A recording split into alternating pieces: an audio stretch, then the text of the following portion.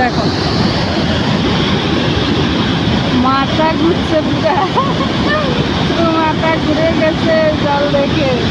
দেখো স্পিডে জলটা আসে আর ওখানে গিয়ে কেমন হয়ে যাচ্ছে দেখো। দেখলে আমার তো পুরো মাথা ঘুরছে, আমি নিচের দিকে তাকাতেই পারছি না। দেখো